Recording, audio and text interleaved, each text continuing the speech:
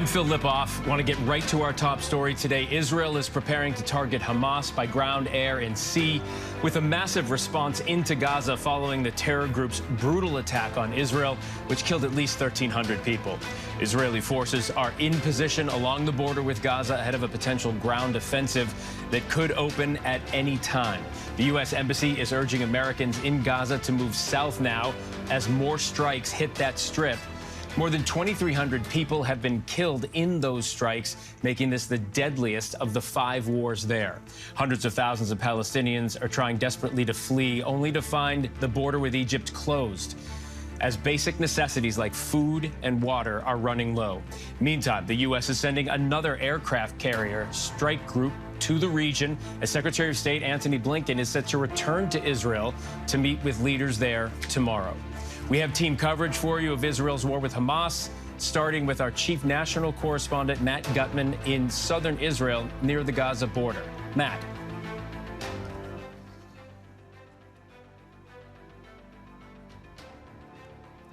Bradley fighting vehicles. They call them Tigers in Israel. They have heavy machines and rockets on the front. We've been seeing this kind of heavy movement of troops. I don't know if you can hear me, by the way. But we've been seeing this kind of heavy movement of troops all day long. And just over here on the perimeter, those are armored personnel carriers, by the way. And just over on this side, we've been watching the aerial bombardment of the Gaza Strip. We're just a couple of miles away from the actual border right now, and hearing outgoing artillery. Whatever is happening, if that incursion is happening, it appears to be getting closer and closer. Israel intensifying its bombardment of the Gaza Strip. I'm going to just turn around. It's unclear how much more they're going to sort of batter Gaza from the air and with artillery in the coming hours and days. But it does appear that we are reaching that 0 hour where troops will cross into Israel. Now, we've been told that Israel was ready for about 24 hours now, but it poured rain last night, poured rain this morning, which is not ideal to cover a ground invasion, both from the ground and from the air. You can hear the outgoing. That's probably a howitzer not that far away from us.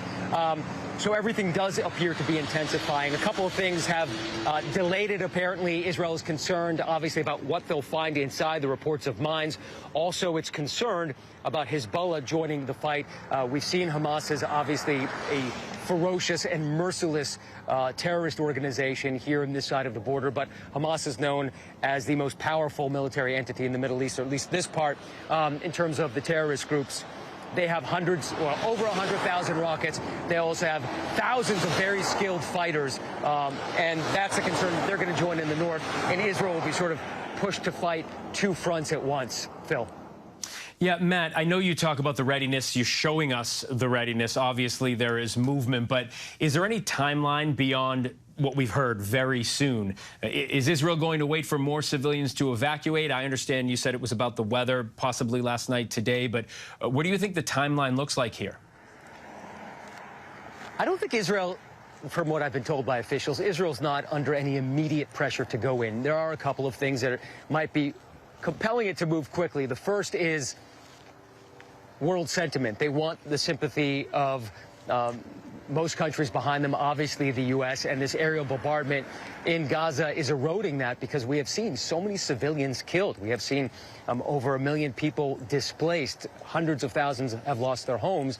And that makes it very difficult as well. And yes, there is possibly a very significant concern to provide those humanitarian corridors, both for American citizens and for refugees, people who've been displaced, to get to safety before this incursion begins, because according to everybody, it will be extremely bloody if Israel actually puts boots on the ground deep into Gaza.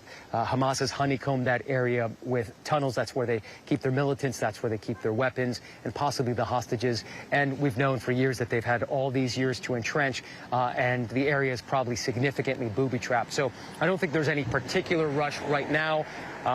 But whatever is happening, it does seem like it's getting closer. Yeah, and Matt, you mentioned it, that Israel is concerned about potential mines once they get into Gaza, but there's a lot more to worry about as well, right? This is Hamas's territory, which means they know where to be and where to bring the appropriate weapons. You know, in fact, the IDF is going in there as a sort of invading force looking to root out Hamas, but it's sort of Hamas's territory.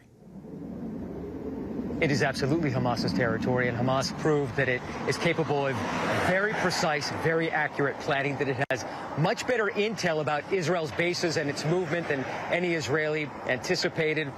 It really exploded this Israeli hubris of superiority over Hamas. Obviously, they have military superiority, but they didn't know how formidable and obviously bloodthirsty also Hamas can be. And that is something that is obviously in the minds of military planners as they move in. Hamas has been preparing for this day, or whenever this day comes, for a long time. So, yes, all of those concerns are valid, and that's why I think there's no immediate move to rush in. And if they push in, they might not try to conquer the entirety of the Gaza Strip. They might try to just take a northern part just to give Israel a bit of a buffer in terms of rocket fire into Israel, most of which has been coming from the north of the Gaza Strip. And remember, you mentioned this at the top, the Gaza Strip is a tiny place, about 25 miles long and just a few miles wide, and people don't have anywhere to go. And it's almost impossible to drop a bomb there, especially these high explosive 500-pound bombs from the air, and not hurt someone. And I think we're going to see a lot more of that, unfortunately, and I think that's the concern from the international community as well. President Biden has essentially told Israel the U.S. would do the same thing if we were in your shoes. However, you've got to act lawfully. That is really the key here. Can Israel abide by the laws of war and minimize civilian casualties here, Phil? Yeah, and as hard as they try, Matt, you know this well. You just laid it out. 25 miles long, 2 million people, one of the most densely populated places on the planet. To go in and try to, root out Hamas without casualties, collateral damage is going to be very difficult. I'm wondering, and there's one more piece to this puzzle, the hostages. That's an intent, too, for the IDF. There are two pieces to the puzzle, yes. And the question is, can they go in with a ground incursion and not lose the hostages? And if they do go into those tunnels where it's believed the hostages are being kept, who knows where they are being kept? Hamas already said that it killed 9 of the 150, or that 9 of the 150 have been killed by Israel's bombardments. Does Hamas execute them? Do they become collateral damage? It's totally unclear. You can hear that outgoing 155-millimeter howitzer mobile artillery pretty clearly. So, yeah, these are big questions. Also, what happens on the day after? If Israel takes control over the Gaza Strip and roots out and eradicates Hamas militarily and politically, what then? Who rules the Gaza Strip? Who's going to provide for those 2 million civilians? Services, food, water, electricity. These are major questions, Phil. Yeah, all questions that the world is looking for answers to as well, and the world will be watching. Matt Gutman, thanks so much. Southern Israel near Gaza. We appreciate it, and we'll see you in a bit.